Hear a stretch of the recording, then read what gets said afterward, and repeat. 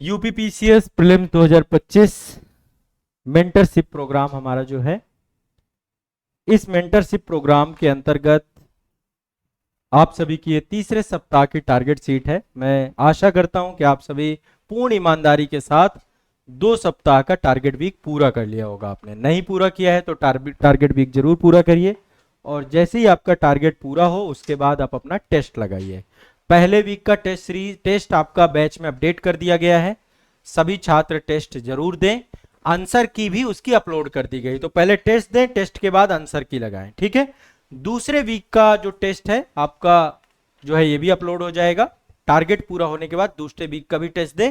Test आपका target week के अनुसार ही बनाया गया है, ठीक है। हर जो है उससे आपके कुछ जो भी टॉपिक हैं वो सारे टॉपिक इसमें दिए गए। हर उससे 5 क्वेश्चन। इस बार मैंने टेस्ट 2 में एक चीज और ऐड की है, कथन कारण वाले क्वेश्चन भी ऐड कर दिए हैं, ठीक है। एक एमसीक्यू टाइप क्वेश्चन है, दूसरा स्टेटमेंट बेस्ड क्वेश्चन है, तीसरा आपका कथन कारण वाले क्वेश्चन है, चौथा मैच द फॉलोइंग क्वेश्चन है, और कौन सा युग्म सही है। 5 टाइप के क्वेश्चन ही पीसीएस पूछता है। 5 टाइप के क्वेश्चन इसमें ऐड हैं आपके, तो आपको डिफिकल्टी लेवल सेम मिलेगी जो आयोग की होती है। पहले वाले में मैंने कथन कारण नहीं डाला था, तो इस वाले में आपको अब वो डिफिकल्टी लेवल मिलेगा। पेपर बहुत बढ़िया बना है, आराम से पेपर को पूरा करना है, ठीक है। मैथ के क्वेश्चन, सीसेट के क्वेश्चन भी है। उससे पहले टारगेट सीट 2 कंप्लीट करते हैं। एक बार देख लेते हैं टारगेट सीट 2 में क्या क्या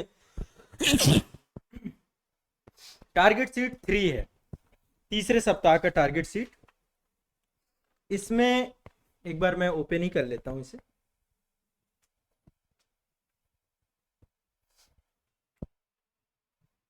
हाँ, एक बार पीडीएफ यहाँ पे ले आते हैं।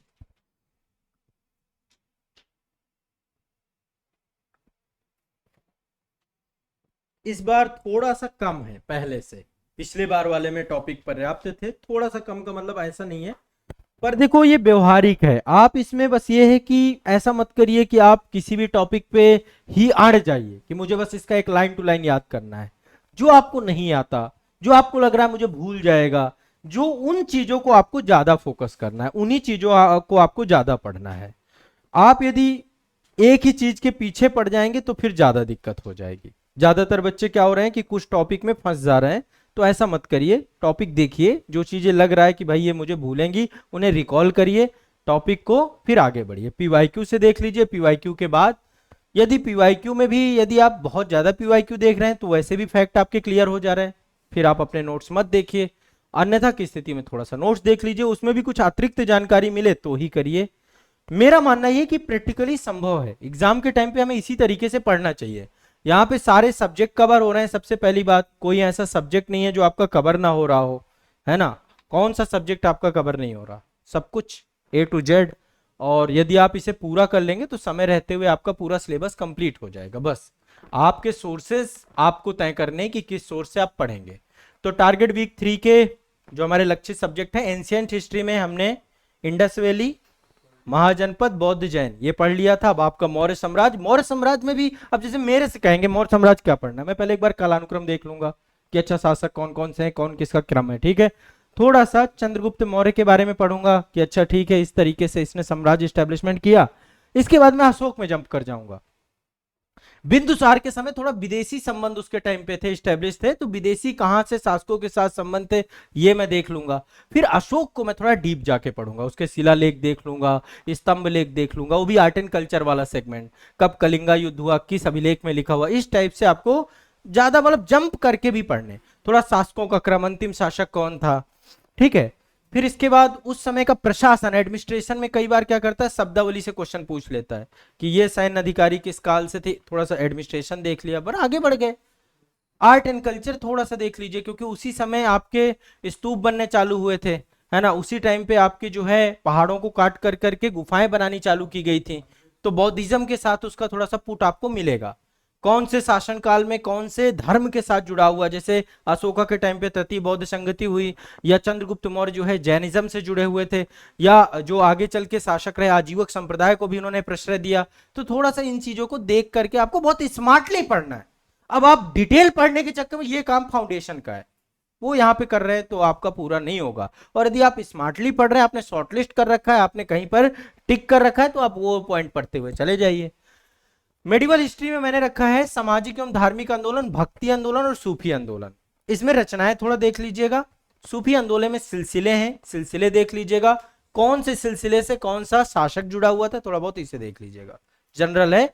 आपको ये जो सिलेबस रिसर्च वाला सेगमेंट है ना हमारा, इसमें आपको मिल जाएगा कि क्या क्या पढ़ना है। ठीक है, इसमें आपको सिलेबस रिसर्च में एक बार देख लेना कि इस टॉपिक में क्या है। सिलेबस रिसर्च में से ये सारे टॉपिक बने। इसके बाद आधुनिक भारत में आएंगे। इसमें मेडिवल में क्या क्या टॉपिक हमने किया था, दिल्ली सल्तनत, मुगल काल, है ना, और कुछ 2 ही टॉपिक हुए थे। अब ये आपका ये भी इंपॉर्टेंट सेगमेंट में मानता हूं, यहां से क्वेश्चन आते हैं। और एक चीज और हम पढ़ेंगे, अगले वाले में कर दूंगा, मध्यकालीन के स्रोत, पुस्तक और लेखक। मध्यकाल के वो बहुत सारे पुस्तक लेखक पूछ लेता है, मिनाजुस सिराज ने क्या लिखा, अलबरूनी ने क्या लिखा, ये सब किताबें आ जाती हैं, तो वो हम अगले सेगमेंट पे रखेंगे। मॉडर्न हिस्ट्री से इंडियन फ्रीडम स्ट्रगल में कांग्रेस से पहले की संस्थाएं, Indian association, land holder society, ये जितनी संस्थाएं आपकी बनी थी कांग्रेस से पहले की संस्थाएं, उनके फाउंडर कौन है। वीडियो, हाँ मैंने तो सब पढ़ाया है, देखो हाँ शॉर्ट में भी है और बाकी मैंने पढ़ा रखा है। ये बाकी फाउंडेशन में तो हर चीज पढ़ा रखा है, बाकी यूट्यूब पे भी मिल जाएगा, बट फिर भी आपको सोर्सेज में आपके मिल जाएगा। कांग्रेस से पूर्व की सभी संस्थाएं पढ़ना, सभी संस्थाएं जितनी भी हैं, ठीक है, तैयार कर लेना, इससे क्वेश्चन आता है थोड़ा सा, उनके फाउंडर वगैरह क्या काम था, किस उद्देश्य से। फिर भारतीय राष्ट्रीय कांग्रेस संपूर्ण अध्ययन लिखा है। संपूर्ण अध्ययन का मतलब होता है इसके सम्मेलन कब कब हुए, इस्टेब्लिशमेंट किसने किया, क्या क्या चरण रहे इसके, उदारवादी चरण, उग्रवादी चरण, गांधीवादी चरण। मेरी बात, वाह क्या किया आपने, कर लो, मास्टर वीडियो तो हो जाएगा, मैं नहीं कह रहा हूं कि नहीं हो पाएगा, लेकिन अब आप परीक्षा के बिल्कुल दहलीज में खड़े हो। वो भी रिवीजन सेगमेंट ही है, उसमें तो सबको पढ़ाया ही है, वहां पे भी कांग्रेस पढ़ाई है मैंने, देख लीजिए, वही देख लीजिए। पर आपने क्या काम किया, कभी नोट्स नहीं बनाए, कभी बुक नहीं शॉर्टलिस्ट की कोई भी, कभी कोई पीवाई, मैं क्या बोल रहा हूं, सोर्सेस पहले पीवाईक्यू रखिए, पीवाईक्यू से हमारी क्लियरिटी मिलती है। अभी मैं आने वाले समय में मास्टर वीडियो में एक चीज और सोच रहा हूं कि मैं पीवाईक्यू का मास्टर वीडियो बना दूं आने वाले समय में। यदि हम ऐसा करते हैं, जैसे घटना चक्र पूर्वावलोकन आता है या यूथ कंपटीशन बुक आती है, तो हम ऐसा करते हैं कि हम उसी को पूरा प्रीवियस ईयर क्वेश्चन पेपर का एक सीरीज बनाएं, एक नया तरीके का मास्टर वीडियो पर। वो चलो समय की चीज है, पर आपको भी यहाँ पे कोशिश करना अपने सिनॉप्सिस पे यदि हो। बाकी मास्टर वीडियो देख लो, इंटायर वीडियो में तो और है, लेकिन 10-12 घंटे का सेशन है, देखना चाहो तो वो सब बहुत हेल्दी कंटेंट है, वो कंटेंट तो बहुत ही अच्छा कंटेंट है। सोर्स आप कोई भी रखो, मैं किसी भी सोर्स को ये नहीं कह रहा हूं कि अच्छा है या बुरा है, आपको तय करना है कि आप किस सोर्स में फिट बैठ रहे हो। यदि आप मास्टर वीडियो इंटायर वीडियो से करना चाह रहे हो, वहां से भी कर सकते हो, मेरे नोट से करना चाहो वहां से कर लो, अपने नोट से करना चाहते हो अपने से कर लो। मैंने यहां पे लकीर का फकीर नहीं बनाया आपको, बस आपको करना है, ये टॉपिक पढ़ने हैं, ठीक है। तो भारतीय राष्ट्रीय कांग्रेस एक बार पूरा कंप्लीट कर लेना। यहाँ पे गांधी के आंदोलनों को बहुत डेप्थ में मत पढ़ना, गांधी के आंदोलन में अगले टारगेट में दूंगा आपको, यहां पे केवल कांग्रेस को समझना है आपको। अधिवेशन, उनका अल्टीमेट पर्पस क्या था, किस अधिवेशन में कौन अध्यक्ष था, कुछ पॉपुलर अधिवेशन भी हैं, शुरू से लेके यहां तक के पूरी जर्नी पढ़ लेना। कुछ महत्वपूर्ण लीडर्स कौन कौन से थे, क्या क्या उसकी कार्य योजना थी, कैसे कार्य योजना समय के साथ बदली। गांधी जी को हम डिटेल में अगले उसमें पढ़ेंगे, उनके जितने आंदोलन हैं या फिर सारी चीजें अगले सेगमेंट पे रखूंगा, अगले टारगेट पे, ठीक है। आर्ट एंड कल्चर में यूनेस्को के विश्व विरासत स्थल मोस्ट इंपॉर्टेंट है। और मैं यहां पे एक चीज और ऐड कर दे रहा हूं, यूनेस्को को थोड़ा सा जब देख रहे हो तो यूनेस्को के केवल विश्व विरासत स्थल मत देखना, यूनेस्को के द्वारा मेमोरी ऑफ द वर्ल्ड में कौन कौन सी बुक्स आपकी ऐड की गई हैं, एशिया पैसिफिक क्षेत्र में कौन सी ऐड की गई हैं और मेमोरी ऑफ द वर्ल्ड में कौन सी ऐड की गई हैं, ठीक है, दोनों अलग अलग, ये देख लेना। यूनेस्को के द्वारा सांस्कृतिक शहर की श्रेणी, यूनेस्को के अमूर्त सांस्कृतिक विरासत, यूनेस्को के विश्व विरासत स्थल, ये सब अलग अलग चीजें हैं। एक बार यूनेस्को, अभी मैंने यदि फाउंडेशन बैच में बहुत डिटेल से पढ़ाया है टॉपिक, तो आप देख लेना। और ये है आपके शास्त्रीय नृत्य, ठीक है, भरतनाट्यम, मणिपुरी, कुचिपुड़ी, जो भी है आप एक बार देख लेना, कथकली, कथक, ये सब एक बार शास्त्रीय नृत्य देख लेना, ठीक है। कंप्लीट हिस्ट्री में ये इतने टॉपिक है। अब मेरे से कहोगे सर ये टॉपिक पढ़ने में कितना टाइम लगेगा, 1 दिन, और क्या 1 घंटा, इसमें ज्यादा से ज्यादा 1.5 घंटा, और क्या लगेगा इसमें। पीवाईक्यू देखो बहुत फटाफट, दिमाग अब चलना चाहिए 200 300 400 की स्पीड में। अभी फोकस्ड बहुत हाई एरिया में है आपका, पढ़ते ही याद हो जाएगा। आपने वो देखा खट्टा मीठा मूवी, उसमें जानी लीवर का एक डायलॉग है, क्या डायलॉग है? हाँ, उसका डायलॉग ना अभी करके देता हूं, वो वाला आपका माइंड सेट होना चाहिए। ये टॉपिक अभी बस अभी करके, अभी मैं आपको दे दूं। अभी देखो इस बार तो मैं इतना स्पेसिफिक, अगली बार क्या करूंगा, जैसे मौर्य साम्राज्य मैंने टॉपिक दिया, इसकी एक सीट भी दे दूंगा, ये लो मौर्य साम्राज्य लिखा है इसमें, इतना पढ़ लेना। ये भी करूंगा नेक्स्ट वाले टारगेट में, तो अगले साल वाला ईश्वर करे इसी बार में आपको देने का मौका है। अगले साल वाले में ये भी रहेगा कि साथ साथ टॉपिक की सीट भी लेते जाओ। हाँ ना, कट कट वाला में देखो वही तो, उसमें तो बच्चे भी थे सारे। ला हाँ, कोई मतलब इतना डिसिप्लिन इंटायर वीडियो में रहता था। फिर लाएंगे इंटायर वीडियो, अभी जब बुक आएंगी ना, जब बुक आएगी, जैसे बुक आएगी पॉलिटी की, तो जिस दिन उसका इंटायर वीडियो रहेगा उसी के साथ उसकी लॉन्चिंग रहेगी बुक की। पहले 12 घंटे एक पाँव में खड़े होकर के मैं पढ़ाऊंगा, मैं हिलूंगा नहीं, और बच्चे जितने रहेंगे हमारे, जितने स्टूडेंट रहेंगे, उनके साथ ये रूल रहेगा कि वो उठ नहीं सकते हैं, कंटिन्यूअस। अभी आप नहीं बैठे किसी इंटायर में ना, हाँ, वहां जितने इंटायर होते, बाद में मैंने मेडल भी दिए बहुत सारे बच्चों को, और उसमें संख्या भी आती थी ठीक ठाक। एक सेशन रात को 2:30 बजे खत्म हुआ था, आप भी थे क्या? हाँ, एक रात को 2:30 बजे पॉलिटी वाला खत्म हुआ था। गला सूख चुका था, ऐसे लग रहा था चक्कर आके अभी बस गिरने वाला हूँ। मैं पानी भी नहीं पीता हूँ उस अवधि में, बहुत रेयर मतलब रहता है, न कहीं जाना ना कुछ, वो फिर चलता है। पढ़ा पढ़ा के दिमाग में ऐसा लगता है कि बिल्कुल ज्ञानमय हो चुका है। पूरे 395 आर्टिकल्स पढ़ाए थे मैंने एक टाइम पे। गार्जियन भी आए हुए थे उस दिन, तो जिन बच्चियां जो आई थी उनके साथ उनके गार्जियन को भी मैंने फोन कर दिया था कि आप आ जाइएगा, खाना पीना साथ में लेके, आप आराम से यदि बैठना हो तो बैठिएगा। तो मतलब सेशन बहुत एनर्जेटिक होता है जब इंटायर वीडियो होता है। सुबह से चालू होता है 7 बजे से, और फिर चल गया। पानी पी सकते हैं, वॉशरूम भी आप लोगों के लिए रहता है। आप ये थोड़ा ना कि आपको मैं कहूँ कि नहीं वॉशरूम करने भी नहीं जाओगे, नहीं, कोई 1 सेकंड का ब्रेक नहीं है किसी वीडियो में, कोई जीरो कट है उस पूरे वीडियो में। बैटरी डाउन पहले तो अब तो कैमरा आ गया, अब ये तो लगातार चल सकता है 12-13 घंटे। पहले चलता था मोबाइल, जितनी रिकॉर्डिंग है मोबाइल से होती थी, तो मोबाइल ही बैटरी डाउन हो गई तो मोबाइल चेंज किया जाता था, बस ये होता था। मैं नहीं कभी हिलता था उसमें, जो भी बात है सत्य है वो प्रमाणित है। और मैं क्या प्रमाण, बच्चे प्रमाण है उसमें, जो लोग इंटायर वीडियो के सेशंस में रहे उनको पता है।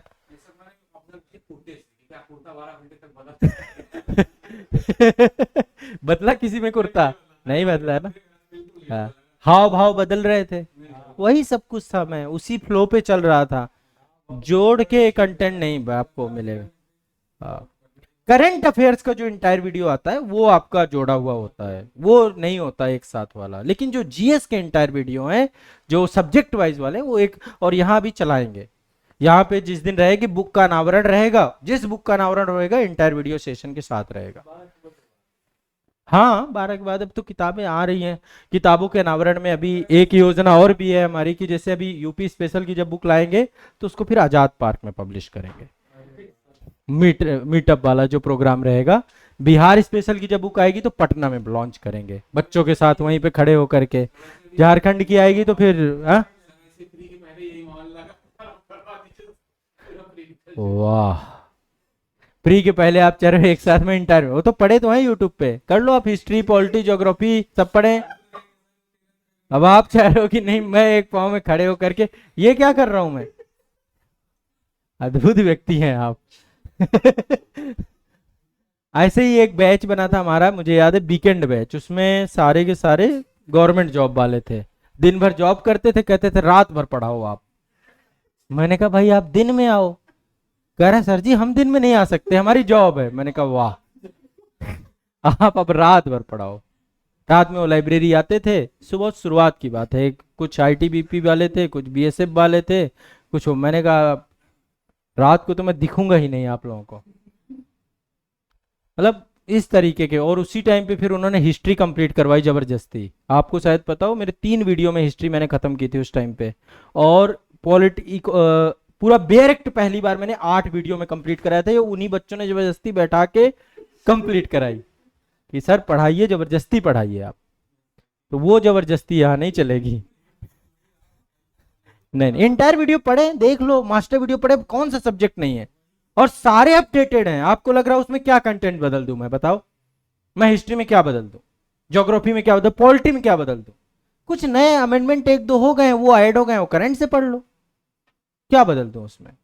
अब आप चाह रहे हो मैं फिर से, अभी जब बुक आएगी तो बुक के साथ में 35 इंटायर वीडियो प्लान कर रखा है। बुक आएगी, बुक के साथ इंटायर वीडियो सेशन होगा। लेकिन वो कहाँ होगा? अब जैसे मान लीजिए मैं आजाद पार्क में मैंने प्लान कर रखा है कि जब यूपी स्पेशल आएगी तो आजाद पार्क में फिर सेशन चलेगा 4-5 घंटे का, खड़े होकर के वहां पे प्रॉपर क्लास करेंगे, जैसे हमारा मीटअप हुआ था उसी तरीके से। नहीं, मैं तो मेहनत कर ही रहा हूं, आप तो कितना पढ़ते हैं? तो पढ़िए, सब यूट्यूब पे दे रखा है मैंने। अरे घर पे पढ़िए, ये टाइम सेल्फ स्टडी का होता है बेटा, ये सेल्फ स्टडी का टाइम है, इसमें आपको एकांत पकड़ लेना चाहिए, है ना? यहाँ पे क्लास में, ये एग्जाम के टाइम पे अपना खुद अकेला एकांत, है ना, वो हो चुका, वो टाइम चला गया। उस टाइम पे आपको फाउंडेशन वाला टाइम जो था, वो टाइम आप नहीं थे, आप लेट हो, गाड़ी 5 साल लेट चल रही है। आप इस बात को समझिए, एक गाड़ी होती है 1 घंटे लेट है, 2 घंटे लेट है, 5 साल लेट चल रही गाड़ी, ठीक है? ठीक है, अब आते पॉलिटी। पॉलिटी में राष्ट्रपति, उपराष्ट्रपति, मंत्रिपरिषद, प्रधानमंत्री, यानी ये पूरा है आपका कैबिनेट, ठीक है? टॉपिक चेंज नहीं कर दिए, इसको पहले कंप्लीट कर लीजिए सीट को आप लोग, तो ये कंप्लीट करेंगे आप, ठीक? फिर है पार्लियामेंट। पार्लियामेंट काफी बड़ा टॉपिक है, पार्लियामेंट में भी बहुत सावधानी पूर्वक पढ़ना है, आर्टिकल्स देखने हैं इसके। पार्लियामेंट थोड़ा बिखरा हुआ है कई जगह पे, विधेयक कैसे पास होते हैं, कैटेगरी क्या है, कट मोशन क्या है, थोड़ा सा जल्दी जल्दी जल्दी जल्दी देखना है, बजट भी देख लेना है, ये सब यहाँ पे देख लेना। इसके बाद ज्योग्राफी में भारत का भूगोल में भारत की मिट्टियां, भारत का मानसून, जलवायु, प्राकृतिक वनस्पतियां, छोटा सा टॉपिक है। ये टॉपिक थोड़ा सा, मानसून, जलवायु, प्राकृतिक वन, हाँ उसी में इसको विस्तृत करके पढ़ लिए थे हम लोग तो। पढ़ लिए थे क्या? अरे तो फिर इस बार बच गए आप, जो विस्तृत, हाँ बहुत बढ़िया है वो तो, जहां बचा सके समय, कोई दिक्कत नहीं, फिर तो इसको एक रफली देख लीजिएगा कि हाँ पूरा पढ़ लिया।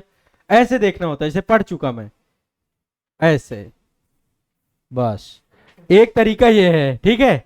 एक तरीका है एग्जाम के पहले इस तरीके से ही किताब डायरेक्ट जा रही है। एग्जाम के 5 मिनट पहले मेरा एक दोस्त थे, वो जब एग्जाम नजदीक आता था पूरे किताब के पन्ने को खोलता था, पूरे पन्ने को ऐसे करके यही तरीका बचता, और क्या करो, जो आदमी साल भर ना पढ़े वो इसी तरीके से उड़ेलेगा। रात में तकिए के नीचे रख के सोते थे, क्यों सोते थे? कि सीधा डायरेक्ट कनेक्शन, सुबह उठे किताब फट गई। तो ये वाली भी सोच वाले बच्चे होते हैं। यदि आपने पढ़ रखा है तो बहुत फास्ट फास्ट देख लीजिए, बस एक बार रिवीजन हो गया मान लो, बहुत तेज, ठीक है? बस वर्ल्ड ज्योग्राफी में अफ्रीका महाद्वीप कंप्लीट करेंगे, विश्व के मरुस्थल, ठीक है? जो पढ़ चुके हैं फिर तो क्यों पढ़ना। इकोनॉमी में थोड़ा सा मैंने टॉपिक बढ़ाए हैं, एक तो ह्यूमन डेवलपमेंट इंडेक्स जरूर पढ़ लेना, ठीक है? कौन जारी करता है, कितनी रैंक है, क्या है। गरीबी जो मैंने यहाँ पे टॉपिक रखा है, इसमें कमेटीज आपको देखनी है, गरीबी रेखा को लेकर कौन कौन सी कमेटी बनाई गई, भारत में गरीबी की क्या उदाहरण है, नीति आयोग इसको लेकर क्या क्या कहता है, या गरीबी सूचकांक आपका बहुआयामी गरीबी सूचकांक में भारत की क्या स्थिति है, थोड़ा से सारे टॉपिक देख लेना, और कुछ योजनाएं भी देख सकते हो इसके निवारण को लेकर। एग्रीकल्चर क्षेत्र, कृषि क्षेत्र, बजट में पढ़ना, बजट में एग्रीकल्चर के लिए कौन कौन सी प्रधानमंत्री कृषि धन धान्य योजना, इस टाइप से चीजें देखना है। करंट ओरिएंटेड टॉपिक देखना, हमारे यहाँ पे एग्रीकल्चर का क्या, कितना रोजगार देता है, कितना इसमें जीडीपी पे योगदान है, और इसको लेकर क्या सरकारी योजना है, ठीक है? इस तरीके से बस पढ़ लेना। भारतीय कर संरचना, प्रत्यक्ष कर, अप्रत्यक्ष कर, ये भी देख लेना, जीएसटी वगैरह देख लेना। अभी रिसेंटली जीएसटी में कुछ चीजें चेंज हुई हैं, या जीएसटी को लेकर के हमारे यहाँ टोटल कलेक्शन कितना है, क्या क्या चीजें आती हैं, एक बार यहाँ पे टैक्सेशन सिस्टम देख लेना है। फिर सूक्ष्म लघु एवं मध्यम उद्योग, एमएसएमई सेक्शन, ठीक है? ये भी बजट में देखना, क्योंकि इस बार नई परिभाषा दी गई है, ठीक है? हाँ, एक काम और करना, जब सूक्ष्म लघु और मध्यम उद्योग देख रहे हो, या फिर अगले उसमें मैं कर दूंगा, तो जो महारत्न नवरत्न, मिनी रत्न, वो श्रेणी कैटेगरी अगले वाले में दे देंगे, यहाँ पे इतना ही रहना, तो ये भी बहुत काफी पर्याप्त है। इसके बाद साइंस में आते हैं। साइंस में मैंने रखा है शरीर तंत्र 1, मानव शरीर तंत्र 1, 2 अगले वाले में करेंगे, जिसमें 3 तंत्र पढ़ोगे आप, पाचन तंत्र, श्वसन तंत्र, परिसंचरण तंत्र। ठीक है। इसके बाद फिजिक्स में गति व बल के नियम, न्यूटन लॉ। फाइबर ऑप्टिकल्स इससे भी पूछ लेता है, सेमीकंडक्टर भी थोड़ा समझ लेना। ठीक है, ये थोड़ा करंट ओरिएंटेड भी होगा, या न्यूटन के लॉ थोड़ा सा ये चीजें देख लेना, इनका प्रैक्टिकली कुछ भी यदि आता है। केमिस्ट्री में कार्बन और उसके यौगिक और उर्वरक। क्या हुआ, क्या साइंस?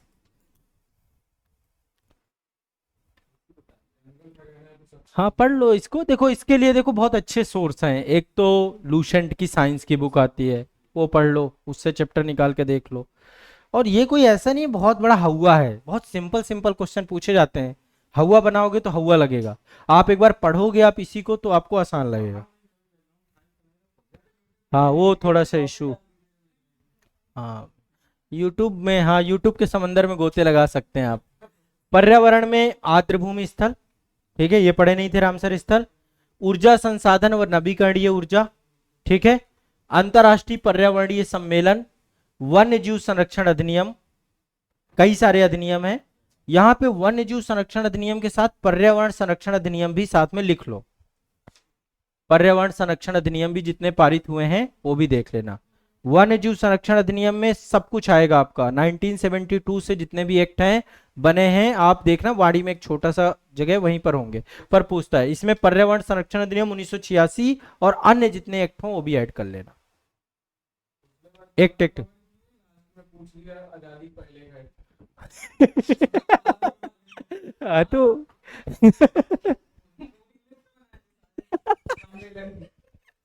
आजादी पहले का भी आया था, ये अभी 24 दिसंबर वाले पेपर में। अच्छा इसमें पूछ लिया, 24 बार आजादी पहले वाले भी तैयार कर लेना 2-4, बाकी ठीक है, कितना पढ़ोगे आप। हर क्वेश्चन नहीं पढ़ सकते। हाँ कुछ छोड़ना है, ब्लैक एरिया। इसके बाद ओजोन परत, ठीक है, मॉन्ट्रियल प्रोटोकॉल, ये सारी चीजें ये तैयार कर लेना। इसके बाद करंट अफेयर्स में भारत का डिफेंस सिस्टम, भारत का space research, science and tech actual में पूरा विज्ञान एवं प्रौद्योगिकी का सेगमेंट। देखो हमने क्या अंतरराष्ट्रीय काफी कवर हो गया होगा आपका, मोदी जी की सारी यात्राएं ये भी पढ़ ली, एससीओ वगैरह। हाँ अभी एससीओ हुआ है, चाइना गए थे, फिर रसिया वालों से मिले, सबसे मुलाकात किए, पहले कहीं और मिल रहे थे, फिर 7 साल बाद अरे कहाँ गलत मिल रहे थे क्या, तो आप पड़ोस में आ गए। हाँ तो अभी ये डिफेंस और स्पेस रिसर्च दोनों पढ़ना है। सूचकांक तैयार करने हैं आपको, जितने सूचकांक है एक लिस्ट बनाना, एक कॉलम बनाना, ये मैं चाह रहा हूँ अपने नोट्स ही बनाना आप। शांति सूचकांक, प्रसन्नता सूचकांक, मानव विकास सूचकांक, सतत विकास सूचकांक, सारे सूचकांक की एक लिस्ट बनाना, ठीक है। और सूचकांक सारे लिखना, क्योंकि ये अभी सूचकांक वगैरह काम आएंगे अभी जब हमारा लास्ट वीक का हमारा जो सीट बनेगा वो सीट बड़ा डायनेमिक बनेगा। उसमें एक दिन में हिस्ट्री पॉलिटिक्स इस तरीके से रहेगा, लास्ट वीक में सब कुछ रिवाइज करेंगे हम जितना पढ़े हैं। जो टॉपिक आप अभी पढ़ रहे हो लास्ट वीक में अगेन फिर रिवाइज है उसका।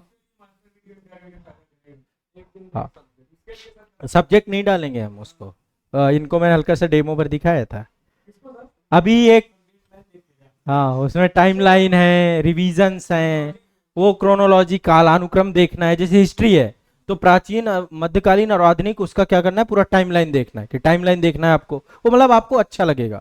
आर्टिकल्स, जैसे पॉलिटी है उसमें आर्टिकल्स सारे एक बार देखने हैं कि आर्टिकल्स हमने सारे देख लिए, मतलब वो एक बहुत फास्ट फॉरवर्ड रिवीजन रहेगा आपका, है ना। भूगोल में भी 4-5 टॉपिक लिखूंगा कि अच्छा रिवर देख लेना, ये देख लेना, ये देख लेना, ये देख लेना, तो बहुत फास्ट फॉरवर्ड लास्ट वीक में एक बार रिवाइज करा के जाएंगे, फाइनल राउंड आपका जो होगा, ठीक है। तो लास्ट वीक आपका और एनर्जेटिक होने वाला। जो टारगेट फॉलो कर रहे हैं मैं उनको तो ये बोल रहा हूं कि उनको दिक्कत नहीं आएगी, एग्जाम वाले दिन तक 1 रिवीजन 2 रिवीजन, इससे पहले भी पढ़ चुके हो तो वो भी रिवीजन, आपके 2-3 रिवीजन करके आपको जाना होगा। सूचकांक यूपी स्पेशल में पर्सनालिटीज थोड़ा सा देख लेना, यूपी के प्रमुख व्यक्तित्व, ये परीक्षा वाड़ी में एक पूरा चैप्टर है प्रमुख व्यक्तित्व का, पॉलिटिकल, साहित्य, समाज सुधार से जुड़े हुए लोग जो हो। यूपी की सेंसस देख लेना, ठीक है। यूपी के थोड़ा सा पर्यटक स्थल देख लेना, अभी जो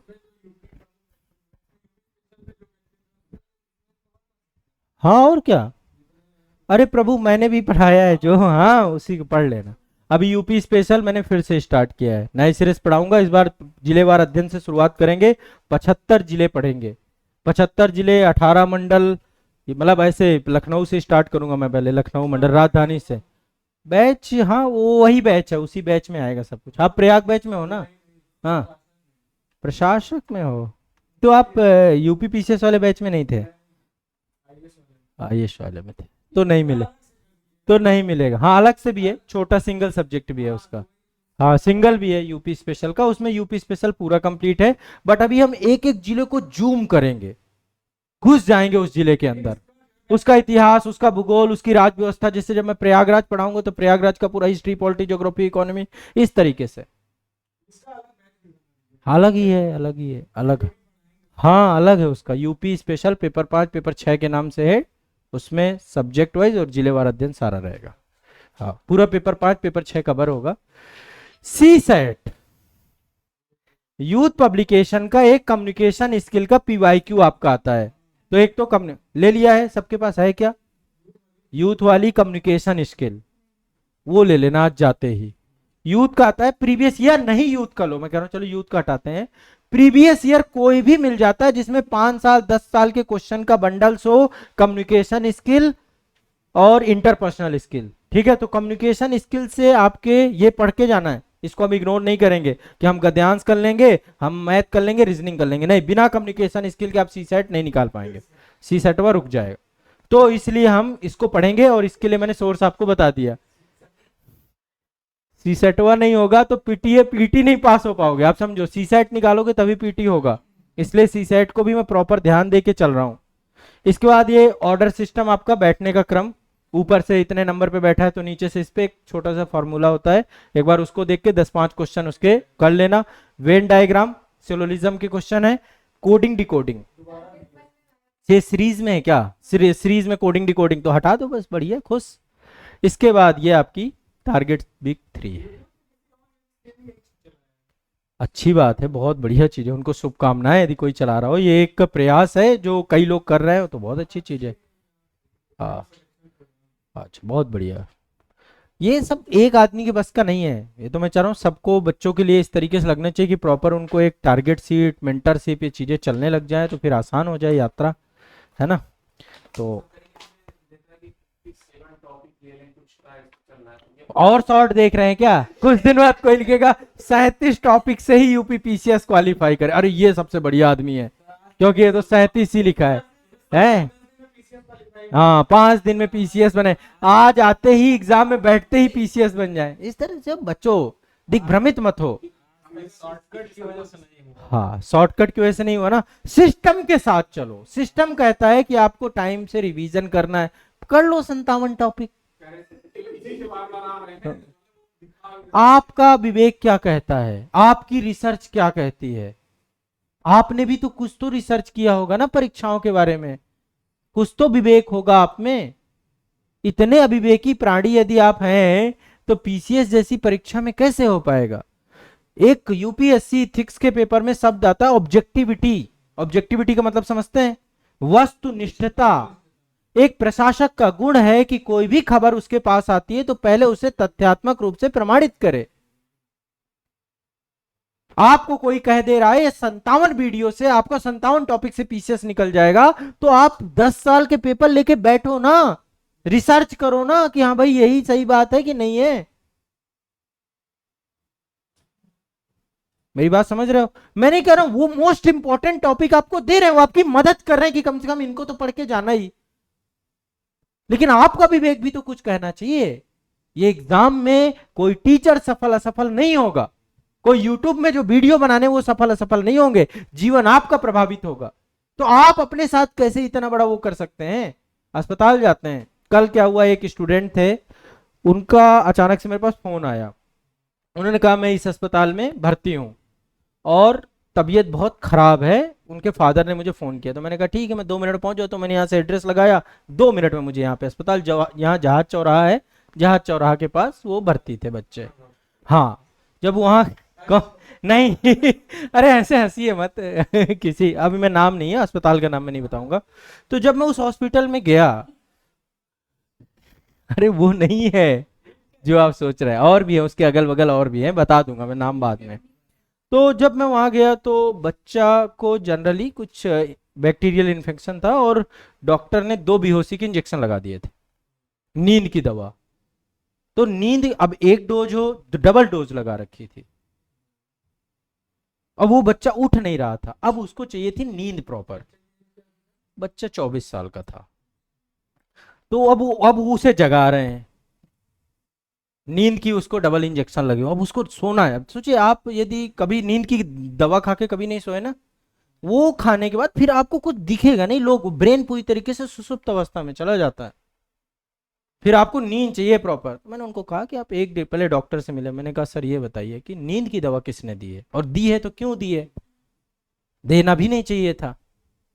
बोला सर कल रात में ये हाथ पांव झटक रहे थे तो हमने नींद की। मैंने कहा ठीक है, दिया आपने, एक डोज देते। अब मुझे ये बताइए कि इसका असर कब तक खत्म होगा। उन्होंने कहा कि सर अब इसको बच्ची को रेस्ट में जाना चाहिए। तो मैंने कहा रेस्ट ये करने, यहाँ पे थोड़ा सा एक चीज मैंने और देखी है, ज्यादातर अस्पतालों में लोग पेशेंट के बिल्कुल सर पे बैठे होते हैं, पेशेंट छोड़िए डॉक्टर के सर पे भी 4 5 6 10 लोग ऐसे बैठे होते हैं। ये रूल्स नहीं है कि एक पेशेंट एक व्यक्ति या कहीं पे पेशेंट है तो फिर उसके साथ बहुत सारे लोग ना इकट्ठे हो पाए, ऐसी व्यवस्था कम है अभी तक जितना मेरा अनुभव रहा है, बाकी अच्छे अस्पतालों में शायद अच्छा होगा। तो मैंने उनके गार्जियन को बोला कि आप इस बच्चे को सोने दीजिए, ये जगेगा, हो सकता है इसको 12 घंटे बाद प्रॉपर इसकी नींद पूरी हो जाए, हो सकता है 24 घंटे लग जाए। जब अपनी चेतना में आएगा तो स्वस्थ हो जाएगा, कौन सी इसको बहुत बड़ी डिफिकल्टी है। डॉक्टर ने आरटी ट्यूब लिख दी थी, रॉयल ट्यूब। अच्छा आरटी ट्यूब पड़ते हैं, नाक से एक ट्यूब पड़ती है ना। यूरिन में भी उसके एक ट्यूब डाल रहे थे, क्योंकि उनको डॉक्टर को ये पता था कि हमने गड़बड़ तो कर दी है, नींद के डबल डोज दे दिए, अब उठेगा नहीं, ये हो सकता है टॉयलेट भी बाथरूम उसमें कर दे, तो हम ट्यूब व्यूब डाल देते हैं। मैंने कहा कुछ भी नहीं डालेंगे। जब बच्ची को चीजें, अबे ऐसा भी है कि उठ भी जाते, उसको घर वाले सोने नहीं दे रहे थे, बेटा जूस पी ले बेटा वीडियो कॉल में बात कर ले, उनको लग रहा था कि ब्रेन से अनकॉन्शियस हो गए। अब गांव में लोग घबरा जाते हैं। तो मैंने कहा इसे सोने दो, इसको सोने नहीं दोगे आप लोग बताओ, रात भर से जगा के अपनी गोद पे कोई ले बैठा, मैंने बकायदा तकिया दो और सोए। वो बच्ची रात को 1 बजे जगी। मैंने फिर कल फोन भी किया था, कल हाँ पापा जी को इनके फोन करके मैंने पूछा पहले कि बताओ अस्पताल कैसा है ठीक है इसका वो क्रेडिबिलिटी ठीक है, नहीं तो फिर यहाँ स्वरूप रानी है, यहाँ पे इनको वो कराएं। तो मैंने उनके गार्जियन को बोला कि आप पहले इसको 1 1:30 बजे तक नींद यदि इसकी खुल जाएगी, फिर आपको यदि पहचानने लग जाए तो ठीक है, नहीं तो फिर इसको यहाँ से रेफर करा लीजिएगा। तो आप समझिए कि क्या होता है कि चीजें कई बार क्या होता है, हमारी समझ समझ वाली बातें हैं, चीजें छोटी होती हैं और वो बड़ा बन जाती हैं। ठीक है, अभी मोमेंटम आपकी तैयारी का भी चल रहा है, ये बहुत बड़ा नहीं है अभी इस टाइम पे। जो चीजें मैं आपको देता जा रहा हूं उस चीज को बस आराम आराम से करते जाओ, हवा मत पीटो। 3 वीक की सीट जो कर रहा होगा उसको तो बहुत सिस्टमेटिक चल रहा है ना सब कुछ। आप 57 टॉपिक 58 टॉपिक 1 मिनट, एक गोली से सही हो जाएगा, 2 गोली से एक इंजेक्शन, उनसे गड़बड़ हो जाएगा मामला। प्रॉपर पढ़िए ना, जो अभी इतना सिस्टमेटिक प्रोग्राम है आपका। आपके पास बुक नहीं है तो बताओ, आपके पास कंटेंट नहीं है तो बताओ, कंटेंट लेके आराम से बैठो और सुबह शाम पढ़ो। 1 सप्ताह करना क्या है आपको, 30 टॉपिक नहीं हो रहे आपसे, ऐसा कौन सा पहाड़ है आपके पास। सुबह 7 बजे उठे, लाइब्रेरी में बैठे, पढ़ना चालू किया, दोपहर में एक बार लंच कर लिया, शाम को एक बार डिनर कर लिया, पढ़े, बस यही काम है। अब यदि आप स्क्रॉलिंग वाले हो, लगे हुए हो लगे हुए हो लगे हुए हो लगे हुए हो लगे हुए हो, फिर आपका कुछ नहीं हो सकता। पहले ही बताया था 3 चीजों से बचना, शुरुआत में डिस्क्लेमर था, नहीं तो टारगेट सीट नहीं हो पाएगी। वो तीनों ही चीजें पकड़ रखी होंगी तो ना, भटकाव से बचना है। मोबाइल में बहुत सारी चीज, एक चीज फॉलो कर रहे हो तो एक चीज फॉलो करके चलो, एक के भक्त बनो। लकुलीस जी के बारे में जानते हैं आप, पाशुपत संप्रदाय के संस्थापक। कभी आप उनकी भक्ति की पराकाष्ठा देखिएगा। मेरा शिव अविवाहित है ना, वो भगवान पार्वती की पूजा नहीं, देवी पार्वती को नहीं मानते थे। वो यदि खिलाते थे तो शिव को खिलाते थे, पार्वती जी बगल में बैठी होती थी तो उठा के अपने शिव को अलग रख लेते थे।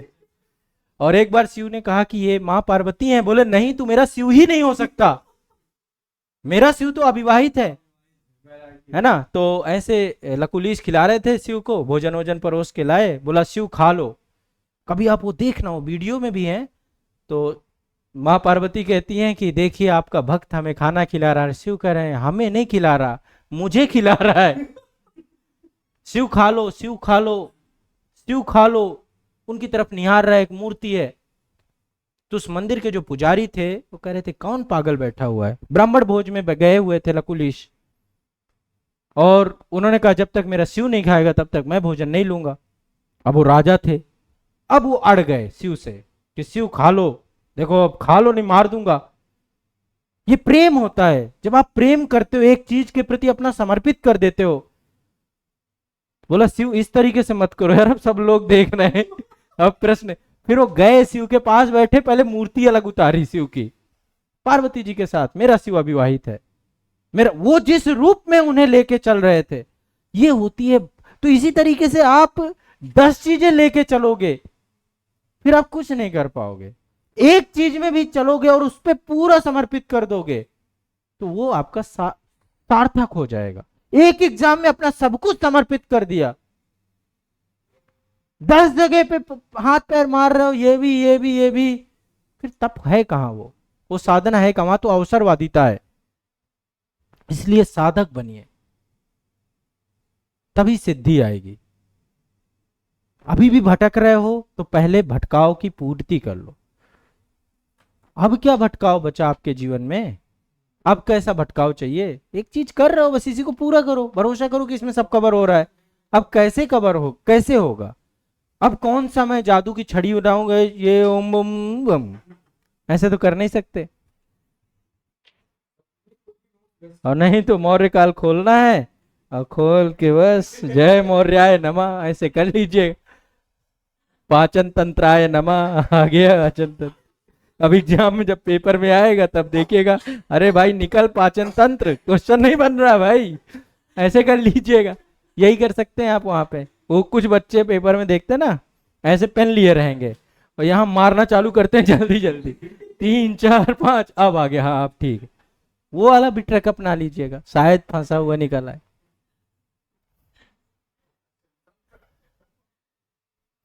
पढ़ना पड़ेगा ना, किताबों को, नोट्स को उठाइए, पढ़िए, मेहनत करिए, है ना, चीजों करिए। अब इससे मैं ज्यादा सिस्टमेटिक में क्या कर सकता हूँ, है ना। कम समय में सार घर भी थे कि यही कार्यक्रम बन सकता था। अच्छा पढ़ रहे हो तो मुझे ये लगा कि चलो इससे जुड़ा हुआ एक टेस्ट भी बना लें, तो हमने टेस्ट भी करा दिया कि चलो यही टॉपिक पढ़ के आओगे। अब देखो आपने पिछले टारगेट वीक में महाजनपद काल पढ़ा है, तो महाजनपद से क्वेश्चन सॉल्व करना, यही तो हो सकता है ना, और क्या हो सकता है। बौद्ध धर्म पढ़ा है तो बौद्ध धर्म से क्वेश्चन भी सॉल्व कर लेना। यदि ये टेस्ट सीरीज नहीं होती तो शायद कुछ अधूरापन सा लगता।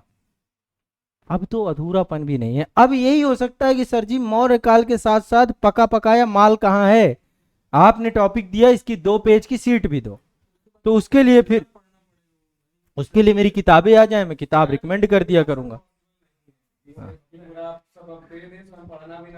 हाँ कुछ तो पकाओ, कुछ तो आपके किचन में भी पके, है ना। सब्जी ला रहे हो बाजार से तो पकाओ अब उसे।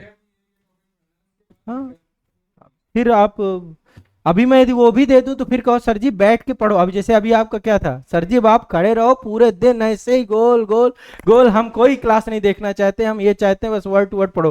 फिर आपको सर जी एग्जाम वाले दिन पहुंच जाते तो और मजा आ जाता। फिर तो अद्भुत ही हो जाता मामला है।